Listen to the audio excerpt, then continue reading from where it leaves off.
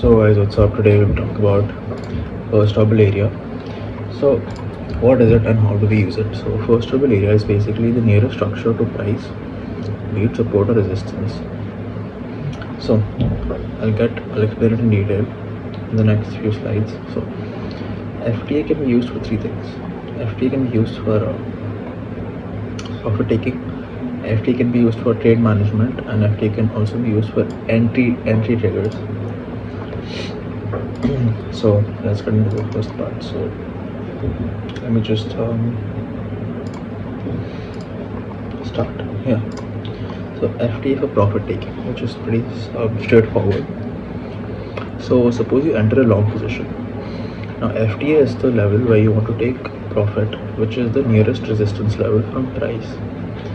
And I'll explain to you with examples. Short position, if you're in a short position, FTA is the level where you take profit also, but it is the nearest support level. The market does not give a flying shit about where your take profit levels are. If you took a position at a reversal point, then you're going to find trouble near your FTA.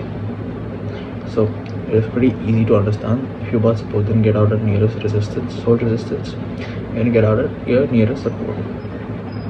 Benefit: knowing FTA where it is and knowing it will likely give you trouble to your trade helps to avoid emotional P&L trading, stuff like that. So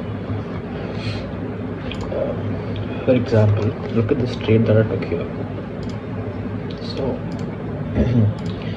I bought somewhere in these highs. This level is where I bought, and I knew that there was a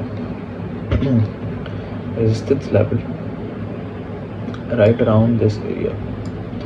When price came here, then I knew there was resistance here. So when I took the trade, originally I thought, okay, I don't know if price is going to reach till the extreme here, but I know that price will at least come till here, and what happens after that we'll see. So what happened was, I took the trade right here and I sold it right here after seeing this big bearish engulfing candle. But what happened after that was that price went up. So you won't always be perfect, but your nearest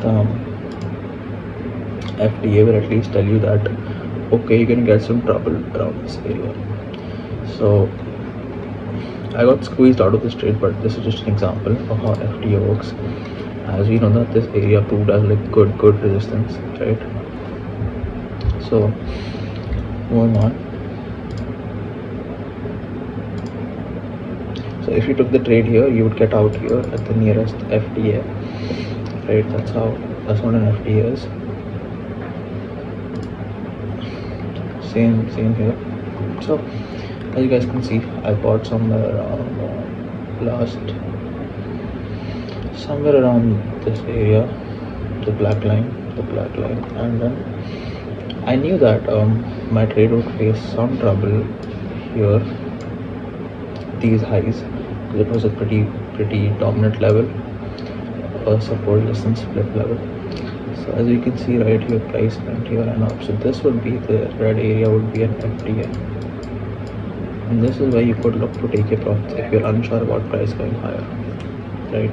Because at this point, when price is right here, we don't know that if it's going to break the FTA and go to the next target level. We don't know that. So the easiest and the most repeatable thing to do is taking profit at the FTA, because it is more confirmed that okay, price has at least reached till here, let me just get out of this. But you don't know if it's going to break up, it doesn't go here. What if it just comes back to your entry and then just goes down, right? What will happen if that happens? Now let's get into FTA for trade management. So FTA can help you generate signals on how you should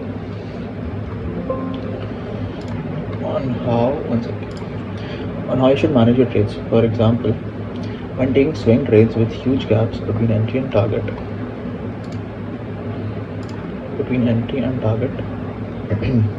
for example, high candle trades with a lot of space. So FTA can also tell you how you can manage your trades. So basically, like right here, we did not know that my god. Okay, so you did not know that price is gonna go higher than this, but this is where trade management comes in. So if you manage the FTA and once it gets above this, then you know, okay, price has gone above the FTA, now it can move to the next nearest FTA. Then you keep your position, but if it rejects from the FTA, you get out. So it's a double-edged sword. You don't know what's gonna happen, you just wait for a confirmation of either. But as price develops, you still don't know, like right here, if it will go up, right? So from this point of view, it looks like it's gonna go down and retest my entry. What it actually does is even output goes up. This is where your trade management becomes important. If you don't want to sell at the FT and want to sell higher. So basic premise is that if your trade idea is correct, price should overtake all the interim lower time frame FTs along the way. If it can't, then your idea is probably wrong. So here, if it did not, so for example, okay, I'll show you guys. Let's assume that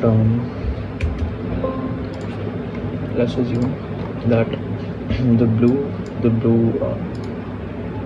lines are 2 weekly levels, and let's say that this is a daily level. Let's assume that. So WW for weekly and D for daily. What I was saying here is that if your idea is correct, price should overtake all the lower time frame FTs along the way. If it can't, then your idea is probably wrong. So let's say price comes to the support area and you're looking for a reaction of the support area to the next weekly area. So what price should do here is it should take out your daily time frame FTA and it should go higher if your trade idea is correct. But if it is not correct, then it might just do this and retest your entry. When trading from daily support to resistance, if your idea is correct, price should overtake all the hourly FTAs until your target is reached. Similarly, I showed you if it was weekly levels and the daily FTA. So what would happen? The market fails to break the FTA. What does it tell us? It tells us that price is not ready. What if it does this from the FTA, right? So that tells us that price is not ready to break out till here yet. It also shows evidence of strength or weakness. Now, there are two things that you can do when price fails to get above the FTA. So, what option do we have if price does this? Hold on. What option do we have if price? One second. So, imagine price is doing this, and it does this. So now, at this point, what option do we have? Let's see. Close the trade. Very aggressive. So one thing you could do is close the trade right here, or what you could do is wait, prepare for your retest of your entry. So you do nothing and just wait for the price to come here and then go up again if it does. So those are the only two options that you have if price rejects from FTA, right? So we have an example here, right? Pretty good example. So right here you can see I bought somewhere around here. These are all examples that are traded, by the way. So I bought somewhere around here, and unfortunately price just came all the way back down from its first FTA, which was this. Which sucks, right? This is what I was telling you. You can either close the trade once it rejects from the FTA, like right here, or you can wait for a retest of your entry, which happened, right? These are the only two things that you can do. You can be aggressive and cut the position, or you can be conservative and just wait it out. I don't have a preference. It obviously depends on how price is developing, right? We'll figure this out. Okay, so FTA or trade management part 2. This was part 1. This is just basically me telling you if market fails to break FTA. Now I'm going to tell you what you can do if market breaks the FTA. So let's go back here.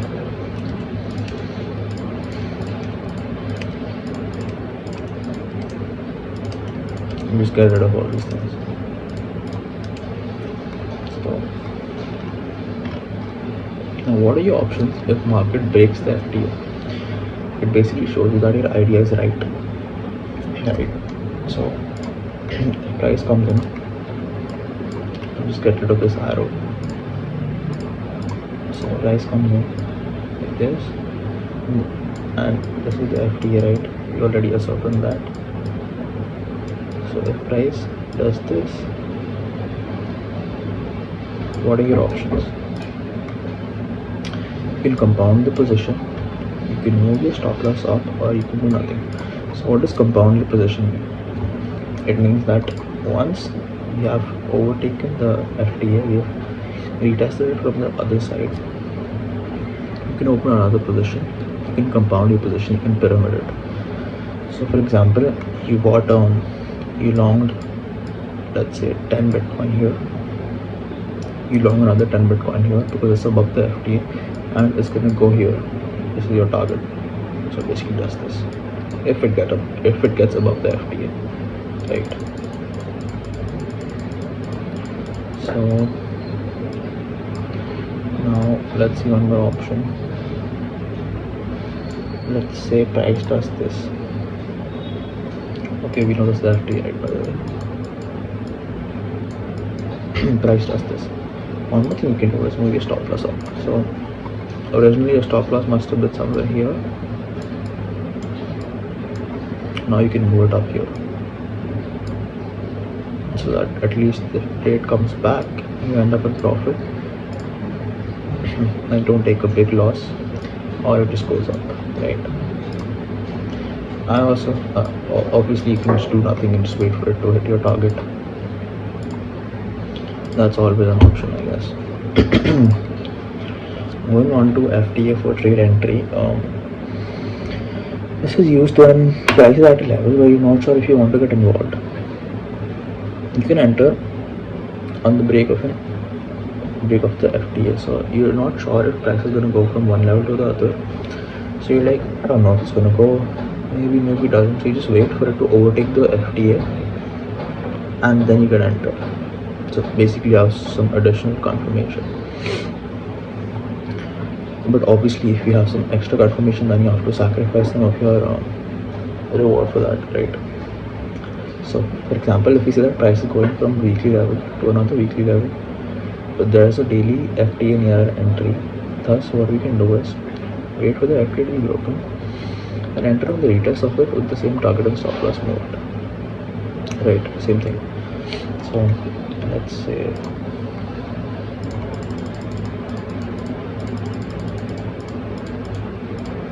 usually for trade entry, your FT should be close to support. Like while you're taking entry, it should be close to your entry. But so, for example, here let's say price goes up here, and instead of entering here, you're waiting for additional confirmation and entering here. So first you're sacrificing that extra profit for some more confirmation that your trade will work out. So you enter here because you know that now FT has been cleared, now price will go higher. Like right here, say an example. What I would do here is differently. If I'm not sure if price is going to bounce from here, then what I would do is wait for a retake of this area, then get involved here for price to take out this level, right? So anyway, moving on to the last part, FTA time frames. So FTA for profit taking is ascertained on the same time frame as the trade idea, right? For taking profits, FTA should be on the same time frame. If you're buying weekly support and then sell weekly resistance and not lower time frame, but use them to manage the trade. So basically what I'm saying is, if you're buying a weekly support level, you're gonna sell at a weekly resistance level, and not a lower time frame resistance level. Because think about it, if you're buying a daily support level, you're going to sell at a daily resistance level. So you're going to move from same time frame to same time frame for profit taking. But if you want to manage the trade, you have to go to a lower time frame. For trade management or even for trade entry, it is usually assorted on one time frame lower or on the same time frame for bigger swings. So for example, if it's a weekly idea, you can just have a daily FTA, but if you have a daily idea, you can have a 4-hourly FTA and do the same thing I was doing here. So this can be the 4-hour, this can be the daily. Once it's up here above this, you can go long. This is your entry and this is your target. This is what I mean. So anyway guys, that's it. Thanks for watching.